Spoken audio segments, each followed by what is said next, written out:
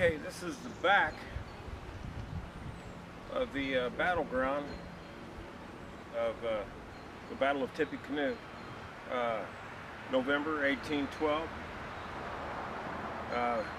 900 troops, U.S. troops, cavalry, were camped on this hill here, and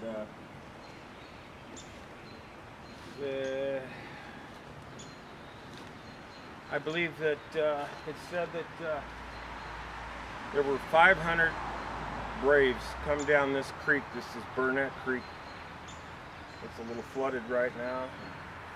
It's been raining for several days, but normally it doesn't have hardly any water in it. So apparently it had been raining back then. So they came down the creek. 500. There was a total of 900 to 1,200 braves, but I guess they were kind of in little bands spread out because the cavalry kind of caught them off guard. They weren't ready for 900 U.S. troops to show up at their village. So anyway, there were 500. The way they did it was they must have scouted and known where the officers were gonna be sleeping, and more than likely that would be in a wagon rather than a tent. I don't know, but somehow they knew, because what they did is they used a tag team method to as a way to do battle, and it was all guerrilla warfare, you know.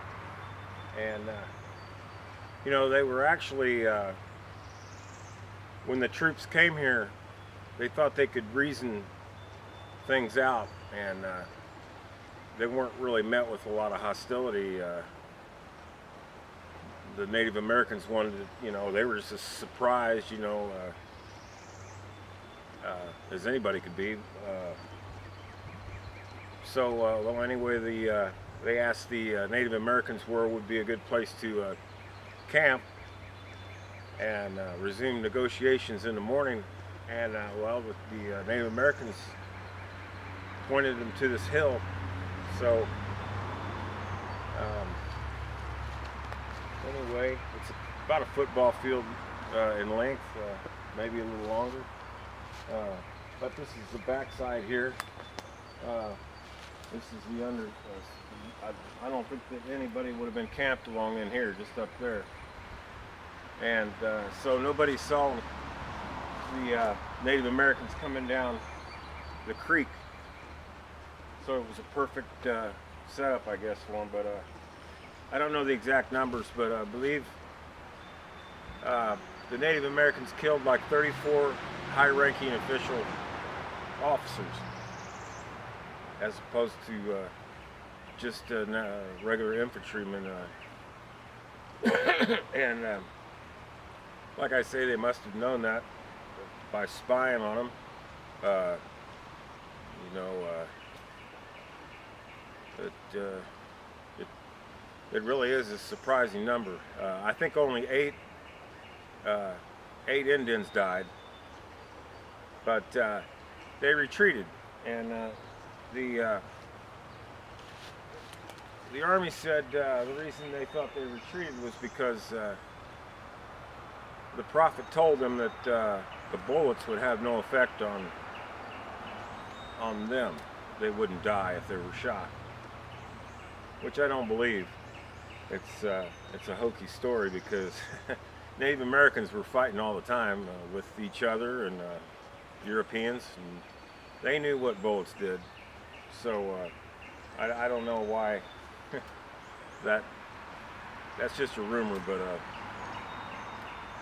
they retreated, so they don't know why they retreated.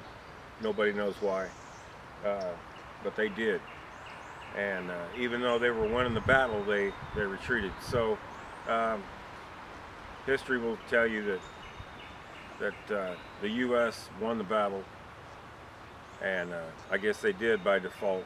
So anyway, it's fortunate that more people didn't get killed in that battle.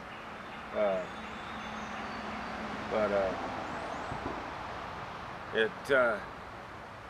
it was more widespread than just here, though. There's other skirmishes that happened, and I'm going to take you to those. One is called Spurs Defeat, and it's a real interesting story. But anyway, it's one of the little battles that happened in and around this time.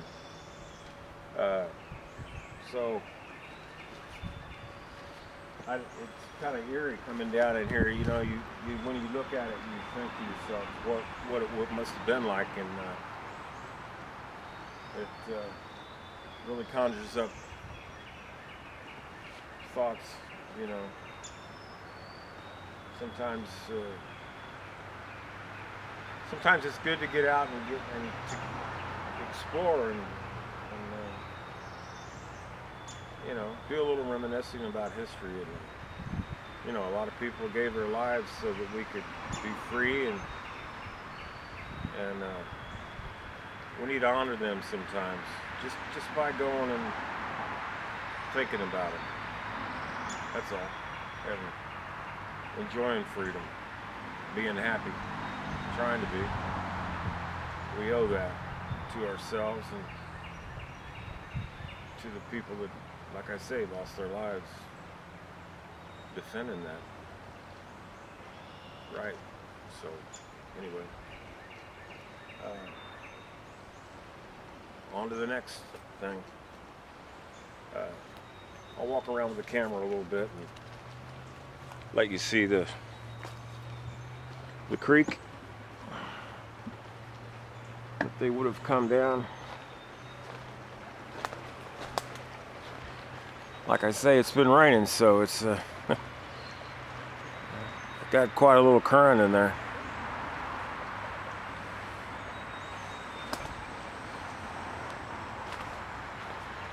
Old growth trees everywhere. I would imagine quite a few. In fact, I know that the guides here will tell you that a lot of these trees were here when the battle occurred, which I find really cool.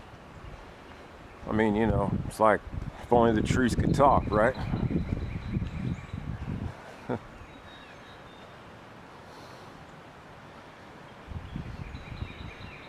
But anyway,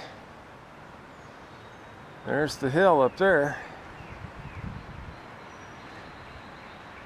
And the back side of the hill right here is where they had their little tag team thing going, and it was quite effective.